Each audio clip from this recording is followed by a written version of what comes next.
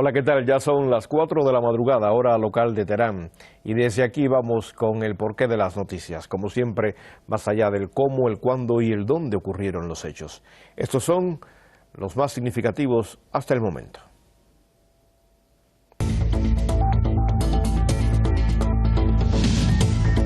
Las marchas en solidaridad con los palestinos. Los manifestantes prometieron apoyar a Palestina y exigieron un alto al fuego inmediato en Gaza.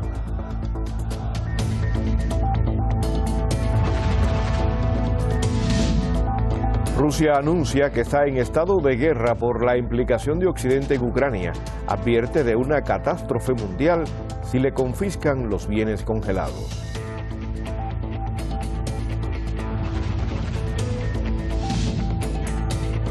A 145 años, Bolivia recuerda su derecho al mar. En el Día de la Reivindicación Marítima, el presidente Luis Arce reitera su reclamo de salida al Pacífico y propone diálogo a Chile. Ya conocimos los temas más destacados por Hispan TV, así que vamos a los detalles para luego entrar en análisis. Alrededor del mundo, diversas ciudades fueron escenario de masivas marchas en solidaridad con los palestinos en medio de los implacables bombardeos israelíes contra Gaza. Los manifestantes, pues, prometieron apoyar a Gaza y exigieron un alto al fuego inmediato. Viernes de furia en apoyo a la causa palestina alrededor del mundo. Durante esta jornada, desde Estados Unidos hasta Jordania y Yemen, fueron escenario de manifestaciones. Primero en la capital yemení, Saná. Miles de ciudadanos salieron a las calles para mostrar su respaldo a los palestinos atrapados en la Franja de Gaza, que desde hace más de 5 meses ha estado sumida en un genocidio. Salimos este viernes en el mes de Ramadán, para condenar y denunciar al enemigo y así como la agresión sionista estadounidense, israelí y británica contra el pueblo palestino en Gaza, estamos condenando en la forma más enérgica los crímenes de los sionistas, quienes están atacando a nuestros hermanos en Gaza. Y nosotros estamos con ellos financieramente, armamentísticamente y con recursos humanos. Las marchas no se limitaron allí. También en la capital de Sudáfrica, centenares de civiles gritaron en apoyo a Gaza, exigieron un alto al fuego y expresaron fuertes críticas a Israel. En las últimas semanas, Gaza ha sido testigo de la trágica muerte de al menos 27 niños debido a complicaciones por desnutrición aguda. Sin un alto al fuego y un flujo ilimitado de ayuda, miles más corren el riesgo de sucumbir al hambre en las próximas semanas. Según UNICEF, en el norte de Gaza, 1 de cada 3 niños menores de 2 años sufre desnutrición aguda severa, el doble que en enero. Las protestas también continuaron en Estados Unidos, ya que cientos de ciudadanos rezan en la ciudad de Nueva York para exigir el fin de la violencia en el enclave palestino. Aseguran que las demandas de los pueblos deben también ser exigidas por los políticos.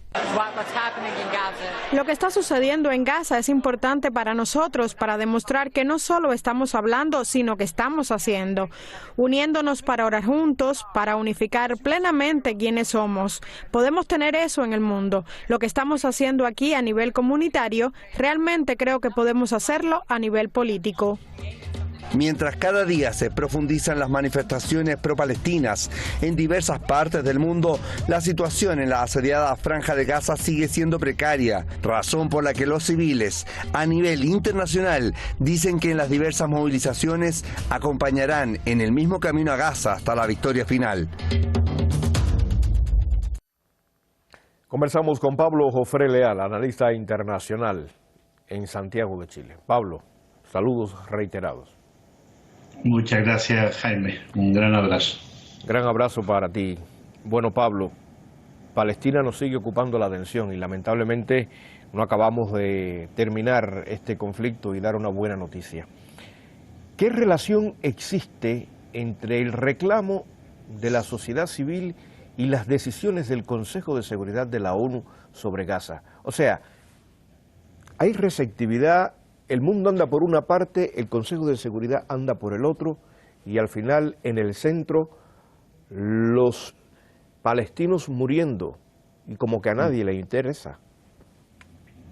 Bueno, a nosotros sí nos interesa, Jaime, sí, ¿no? Claro. Y cuando tú dices es reiterado, tiene que ser reiterado. O sea, tienes razón al decir que debemos estar permanentemente hablando sobre esto. Qué pena, qué lástima, qué tristeza que tengamos que hablar permanentemente de esto, porque lo que debería ser real es la autodeterminación del pueblo palestino, su libertad y la paz. Como no es así, hay que permanentemente tenerlo en la palestra. Y con respecto a tu pregunta específica, Jaime, ¿hay receptividad entre lo que reclama la sociedad civil, los millones y millones de seres humanos que salen a la calle, y las decisiones que toman los organismos internacionales? No hay ninguna, no hay relación, no hay receptividad, pues si esta fuera real, lo que mayoritariamente denuncia y exige la sociedad, las sociedades, tendría que hacerse realidad en el plano de los organismos internacionales y de los gobiernos, ¿no? Se supone que los gobiernos interpretan el sentir de la gente. Bueno, el sentir de la gente es denunciar, dar a conocer que se está cometiendo un exterminio, un genocidio del pueblo palestino, que hay que romper relaciones con el régimen sionista, que hay que ayudar al pueblo palestino, y mira lo que pasa, lisa y llanamente continúa la ayuda militar, financiera, la protección política y diplomática de Estados Unidos, de los países europeos, de aquellos aliados que indudablemente son regímenes cómplices de los crímenes del sionismo. La sociedad sale a la calle. Mañana mismo acá en Santiago de Chile, Jaime, hay una gran manifestación en apoyo a los palestinos. El día 17 hubo una masiva manifestación, lo vemos en Nueva York, lo vemos en Washington, lo vemos en Madrid, en París, incluso en las capitales de los países cuyos gobiernos son sionistas, son aliados del sionismo. Pero no hay receptividad en los organismos internacionales porque allí se mueven otros intereses, los políticos, los hegemónicos, los de disputa internacional, como lo vimos indudablemente en la resolución de la ONU que no fue aprobada. No hay receptividad. A propósito, porque, en forma indudable, los intereses de Estados Unidos y Europa son los intereses del sionismo. A propósito, Pablo, Rusia y China pues vetaron la propuesta de resolución de Estados Unidos en esta última reunión del Consejo de Seguridad, y Hamás está saludando la decisión, ya que señala que era un texto sesgado y también engañoso. ¿Por qué siguen esos intereses políticos por encima de las demandas internacionales? ¿Queda tiempo para seguir dilatando el alto el fuego en Gaza? Bueno, los intereses siguen, Jaime, porque fundamentalmente aquí son intereses económicos, políticos, hegemónicos, ¿no? El sionismo no es solo Israel. El sionismo no es solo el régimen israelí, el sionismo es también el gobierno norteamericano. Joe Biden es un sionista, Emmanuel Macron es un sionista, Olaf Scholz es un sionista, Rishi Sunak es un sionista, porque ya lo dijo Joe Biden cuando en una reunión del AIPAC, de este Comité de Asuntos Estadounidense-Israelí, dijo no hay que ser judío para ser sionista. ¿Y cuánta verdad en eso? Porque el sionismo representa una ideología, una visión de mundo, racista, criminal, exterminadora, expansionista. Por tanto, en forma clara, los intereses se superponen por encima de estas demandas internacionales de cese al fuego, de justicia por Palestina, de autodeterminación. Y frente a tu pregunta, ¿queda tiempo para seguir dilatando el alto el fuego? Para los sionistas queda mucho tiempo, porque ellos lo que pretenden es, a través de este tipo de resoluciones, que son absolutamente engañosas, es darle tiempo a Israel para que siga exterminando a la población palestina. Aquí hay una resolución que pedía el cese al fuego engañoso, como bien lo dijo Rusia, como lo dijo China, como lo dijo Argelia también, o como Guyana, que expresó su abstención. De 15 países del Consejo de Seguridad, 11 países apoyaron la resolución impulsada por Estados Unidos sobre Gaza, pero es una resolución engañosa, porque durante casi 6 meses ese Estados Unidos ha permitido que se asesine a 32.000 palestinos, más de 90.000 heridos, 10.000 palestinos bajo los escombros. Y hoy habla de cese al fuego bajo un lenguaje civilino, engañoso, de decir que se liberan los rehenes, poniendo en una misma balanza 76 años de ocupación, de colonización y exterminio, en función del legítimo alzamiento del pueblo palestino el 7 de octubre del año 2023. Es un lenguaje civilino, insisto en eso, que es la contumacia permanente de Estados Unidos respecto a seguir protegiendo a su cervatillo, a su títere, pero que mezcla también, porque en ocasiones Estados Unidos es títere de ese sionismo internacional que tiene mucho poder financiero, mucho poder político, mucho poder comunicacional. Así que en ese sentido, Jaime, ¿Queda tiempo para seguir dilatando el alto el fuego?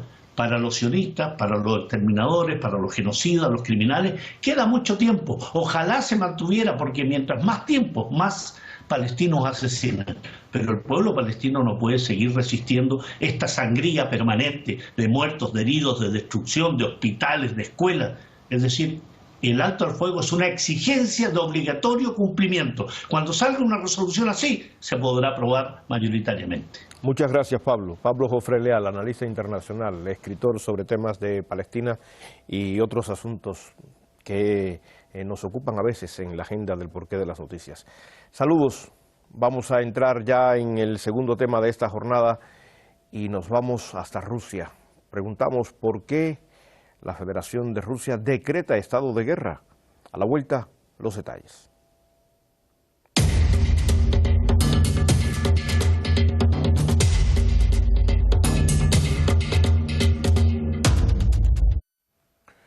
Rusia anuncia que está en estado de guerra debido a la implicación de Occidente en Ucrania. También advierte de una catástrofe mundial si los países occidentales confiscan los bienes rusos congelados. El Kremlin considera que Rusia está en estado de guerra debido a la implicación de Estados Unidos y sus aliados europeos en Ucrania. Pues según el portavoz del Kremlin, las potencias occidentales participan directamente en el conflicto al suministrar armas a Kiev. Estamos en estado de guerra. Todo comenzó como una operación militar especial, pero en cuanto se reunió este grupito, cuando Occidente se inmiscuyó del lado de Ucrania, para nosotros esto se convirtió en una guerra. Estoy convencido de ello, y todos deben comprenderlo. El portavoz del presidente ruso Vladimir Putin condenó además las sanciones occidentales contra Moscú. En este sentido, advirtió fuertemente contra la fiscalización de los activos rusos congelados en los países occidentales. El departamento jurídico de cualquier banco comprende las consecuencias catastróficas de este tipo de acciones de expropiación de activos, tanto para el banco como para el país en su conjunto y para la economía europea. Si tales decisiones se hicieran realidad, tendrían consecuencias muy graves para quienes las adoptan y aplican. Acusó además a Washington de utilizar el petróleo como arma contra sus rivales globales. En este contexto, se refirió al precio tope de $60 por barril al petróleo ruso que impuso el Grupo de los 7 a finales de 2022. Sin embargo, Peskov vio poco probable que Washington acepte la propuesta de Ucrania para reducir el precio máximo del petróleo ruso a $30. El otro día leí que Ucrania estaba tratando de convencer a Estados Unidos de que bajaran el precio máximo del petróleo ruso a $30 el barril.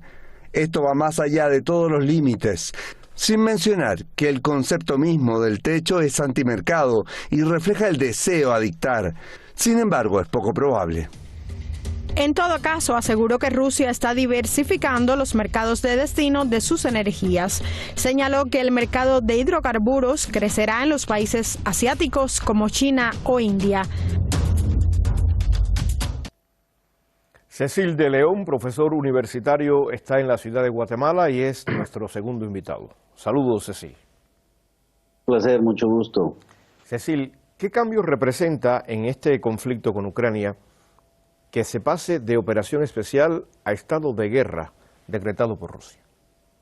Bueno, digamos que entiendo yo que en la concepción rusa y militar, un estado de guerra, una operación especial militar que empieza a ejecutar Rusia en sus territorios, porque los territorios reclamados, los territorios que se liberan de Ucrania, que se autodefinen rusos y que hacen una consulta popular y deciden y le piden a la Federación Rusa incorporarlos al territorio ruso, son territorios rusos y por eso la denominación de operación militar especial. Sin embargo, cuando ya el Estado, la Federación de Rusia decide ponerse en modo estado de guerra, significa, para empezar, que se siente agredida, que se siente ya no de Ucrania, sino de otras potencias, como dijo la nota, otras potencias son las que se están enfrentando directamente en el campo de batalla de Ucrania, en el territorio de Ucrania, contra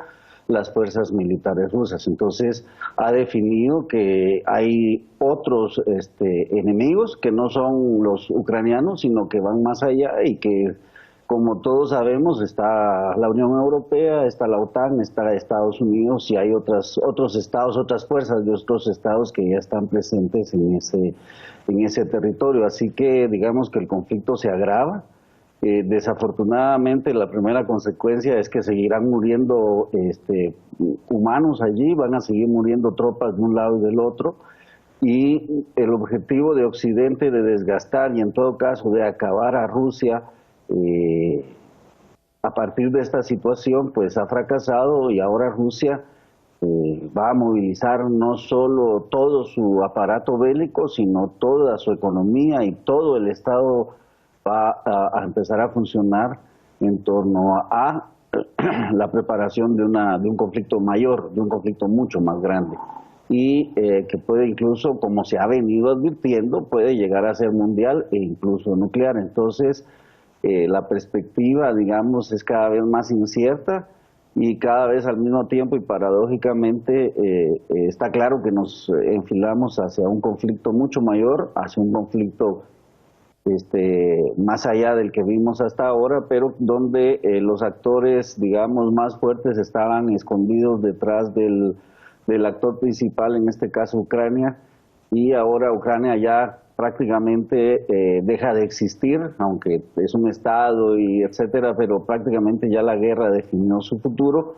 y solo queda ver en qué parte va a detenerse esta guerra, si se va a detener. Pareciera que Occidente, en lugar de instar por la diplomacia a la paz, está instando cada vez más por una guerra, porque todos sabemos que Estados Unidos, Occidente, pues especialmente la economía estadounidense, que está en picada, necesita una guerra universal prácticamente para recuperarse y reponerse respecto a las guerras anteriores, sobre todo a la Segunda Guerra Mundial en el siglo pasado.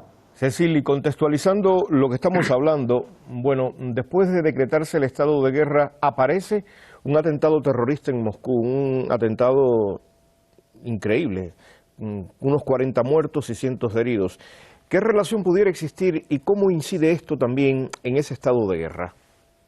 Pues viene a confirmar las sospechas, viene a confirmar digamos, la información que el Estado de la Federación de Rusia ha manejado, ha tenido, y que confirman, como también ya lo había advertido el mismo presidente, las mismas autoridades rusas, de las consecuencias de lo que está pasando en el mundo y de donde Rusia tiene un protagonismo. Vemos por ejemplo, Macron, el presidente francés, amenazando con enviar tropas directamente francesas a Ucrania para luchar contra tropas directamente rusas.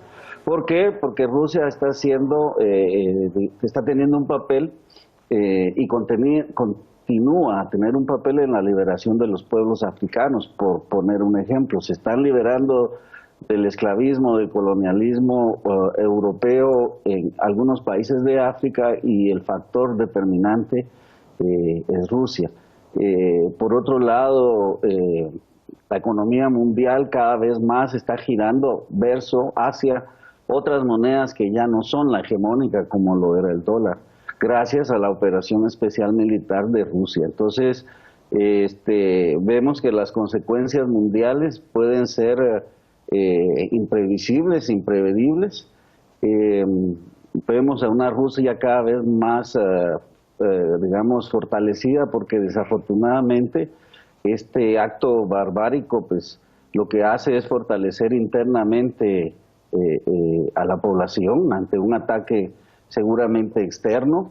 Llama la atención que Daesh, que ya no se menciona en ningún lado, reivindique un ataque de estos, pero todos sabemos también que Daesh es producto de el financiamiento de Estados Unidos, de la OTAN y de otros países, Israel y otros cuantos más, que intentaron crear el Estado Islámico, pero fracasaron también, gracias a Rusia, a Irán, a Siria, a Irak y toda la resistencia todo el eje de la resistencia de esa parte del mundo. Lo dejamos aquí, Cecil, no nos alcanza el tiempo para seguir hablando y nos gustaría porque es la noticia del día. Vamos a continuar, buen fin de semana para ti.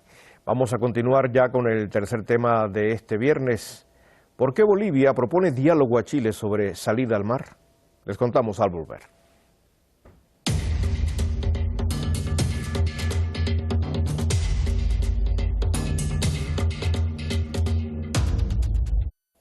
Cada 23 de marzo Bolivia recuerda su enclaustramiento marítimo ocasionado por Chile y el Estado plurinacional recuerda este momento doloroso para los bolivianos, quienes pese a haber transcurrido tantos años, 145 años de aquella pérdida marítima, no dejan la esperanza de retornar a las costas del Pacífico. Este 23 de marzo se cumplen 145 años de la Guerra del Pacífico, en donde Bolivia pierde su única salida al mar, el litoral boliviano. Ese es el antecedente inmediato del Tratado de 1904, con el que Chile se apoderó del rico litoral boliviano, de aproximadamente 400 kilómetros de largo sobre las costas del Océano Pacífico. La reivindicación marítima, escrita en la Constitución Política del Estado de 2009, señala que el Estado boliviano reclama su derecho irrenunciable e imprescriptible sobre el territorio que le dé acceso al Océano Pacífico y su espacio marítimo. La controversia entre la República de Chile y el Estado Plurinacional de Bolivia no se encuentra zanjada entre las partes. La Corte Internacional de Justicia es absolutamente clara al establecer que su fallo no debe entenderse como un impedimento para que Bolivia y Chile continúen su diálogo e intercambios en un espíritu de buena vecindad para abordar las cuestiones relativas a la situación de Bolivia como país sin litoral. Ante la inacción de las obligaciones internacionales por parte de Chile en su incumplimiento al Tratado de 1904, él, en su entonces presidente Evo Morales Saima, inició una demanda ante el Tribunal de la Haya, la misma que paradójicamente emitió una resolución poco favorable para Bolivia. La Haya se ha caracterizado por emitir resoluciones en tiempos, a medias, y no ha garantizado en la perspectiva, y no solo en el caso de Bolivia, la posibilidad de que estas resoluciones tengan un carácter vinculante en los hechos. Lamentablemente Chile no ha asumido a plenitud esta resolución, que incluso en la primera parte le aventaja. Pero esta resolución reconoce y posesiona el Tratado de 1904. La esperanza de los bolivianos de retornar a las costas del Pacífico, aún a los 145 años de su pérdida, no es algo anquilosado en el tiempo, sino es perenne. Es un anhelo para todos los bolivianos el poder tener una salida al mar, ¿no? Es algo que lo tenemos desde la cuna. Pero nunca hay que perder la esperanza, ¿no? Y transmitir este sentimiento de generación a generación. Entre distintos actos, ofrendas florales, desfiles y homenajes cívicos, este día el Estado Plurinacional de Bolivia recordó los 145 años de su lucha por la salida al mar. Esdenka Saavedra, La Paz, Hispan TV. Kiara San Pablo, militante del Movimiento al Socialismo, está en La Paz y con ella conversamos sobre este tema. Bienvenida, Kiara, ¿qué tal estás? Muy bien, muy feliz de estar nuevamente con ustedes y de hablar de mi país. Bueno, nos queda muy poco tiempo, lamentablemente, pero quiero preguntarte, porque la Corte Internacional falló a favor de Chile, aunque recomienda que el diálogo entre los dos países debe retomarse y puede ser productivo. ¿De qué depende que Chile ceda ante el reclamo boliviano? Bueno, depende, como un poco se decía en el resumen que veíamos antes, de la negociación entre los dos países y de la orientación política que tengan los gobiernos de los dos países. En Latinoamérica, Chile ha sido como siempre históricamente desde la colonia y luego cuando hemos sido repúblicas jóvenes como la colonia europea que fue la que tuvo políticas siempre más de derecha y por eso pasa la Guerra del Pacífico, porque realmente Chile era casi que gobernada por Europa y especialmente por Reino Unido ya hace 145 años, y es claramente lo que ha pasado, una invasión al territorio boliviano y bueno, una, digamos, toma del territorio boliviano, lo que ha sido lo que dijo la Corte Internacional de Justicia, la Haya, realmente no es fiel a la verdad por la invasión clara que hay, y sabemos que la Haya, la Corte Internacional de Justicia, siempre favorece a los países grandes y a los países con mayores economías y a los países que se ajustan a las políticas del imperio, de Estados Unidos, de la derecha, de la Unión Europea, ¿no? Lo mismo pasa, y ¿por qué no nos preguntamos? La Corte Internacional de Justicia, la Haya, no dice nada respecto al tema de Palestina, que ya viene ocurriendo hace más de 75 años, por la misma razón. Nace a partir de la Organización de Naciones Unidas, que tiene una clara parcialización. Entonces, el tema de Bolivia y Chile, el tema de la salida al mar que pide Bolivia desde aquel tiempo, desde hace 145 años, sí, tiene que dirimirse internamente, tiene que dirimirse entre Bolivia y Chile, porque tiene que dirimirse entre la región, entre los países que convivimos y que somos vecinos, Bolivia y Chile, y entre el derecho que realmente Bolivia afirma de tener una salida soberana al mar sobre el territorio que Bolivia tenía originalmente como república. Sabemos que en el derecho internacional nos quieran decir lo que nos quieran decir, cuando un país tiene un territorio, no, ningún país tiene el derecho de quitárselo, ¿no? Y eso es lo que básicamente ha pasado entre Bolivia y Chile hace 145 años. Es algo que ojalá se pueda hablar en los próximos años, tomando en cuenta que se va yendo para la izquierda cada vez más. Esa es la esperanza que tiene Bolivia, porque, como digo, de la ONU no va a venir una resolución que nos dé la razón respecto al tema de la invasión que tuvimos. Muchas gracias, Kiara.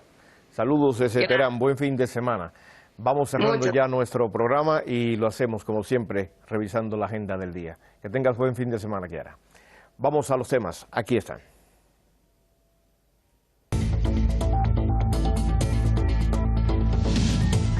Masivas marchas en solidaridad con los palestinos. Los manifestantes prometieron apoyar a Palestina y exigieron un alto al fuego inmediato en Gaza.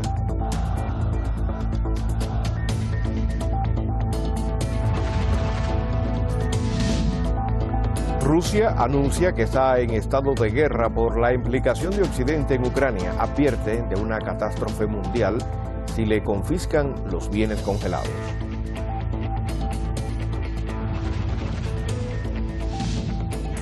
Y a 145 años, Bolivia recuerda su derecho al mar.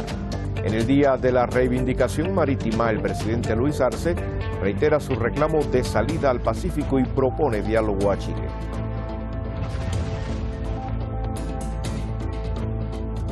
Será hasta el lunes. En nombre de todo el equipo, gracias por acompañarnos y buen fin de semana.